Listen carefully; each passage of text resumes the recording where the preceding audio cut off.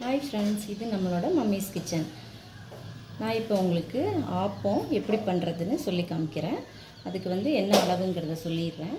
முதல்ல நம்ம பச்சரிசி நான் இந்த டம்ளரில் தான் எடுத்திருக்கேன். பச்சரிசி இதில் 3 டம்ளரும் 1 டம்ளர் புழுங்கல் அரிசியும் எடுத்து ஊற வச்சுருக்கேன். முதல் நாளே ஊற வச்சுட்டேன். அப்புறம் இதே டம்ளரில் 1/4 டம்ளர் உளுந்து ஊற வச்சுருக்கேன். அப்புறம் ஒரு அரை டீஸ்பூன் வெந்தயம், அரை மூடி தேங்காய், 1 கப் பழைய சாதம்.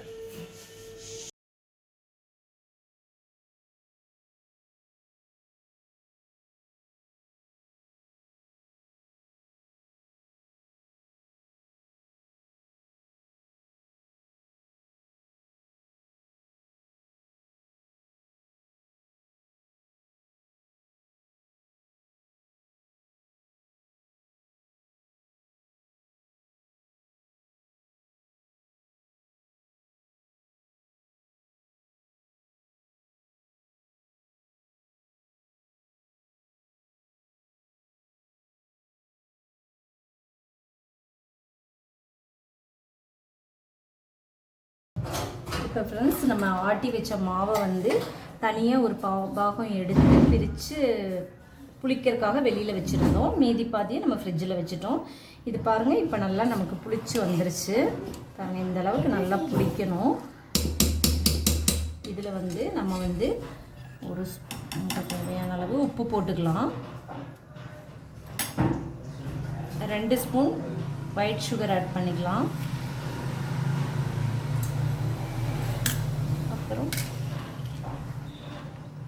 சமையல் சோடா ஒரு பிஞ்ச் மட்டும் போட்டுக்கலாம். அப்போ நமக்கு நல்லா புஷ்ன்னு வரும். இதில் தேங்காய் தண்ணி, நம்ம தேங்காய் பால் எடுக்கிறதுக்காக தேங்காய் உடைச்சோம், அந்த தண்ணியை ஆட் பண்ணிக்கலாம். இதில் ஆட் பண்ணிவிட்டு நல்லா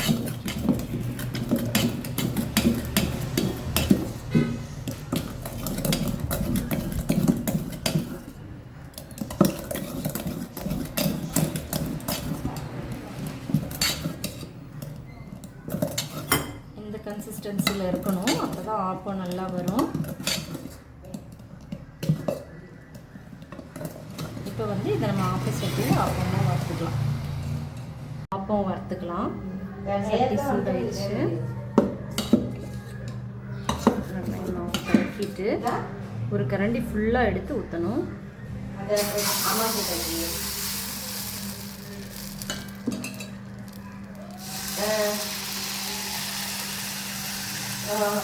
makan daal suruh daal boleh jangan tapi daal kalau pakai dia ho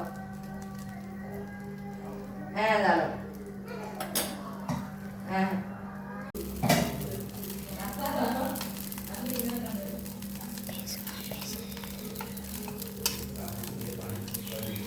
அப்போ நமக்கு சூப்பராக வருது.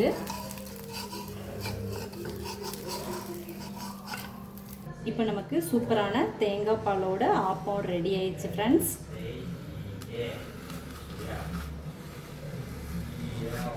நம்ம சேனலை லைக் பண்ணுங்கள், ஷேர் பண்ணுங்கள், சப்ஸ்கிரைப் பண்ணுங்கள்.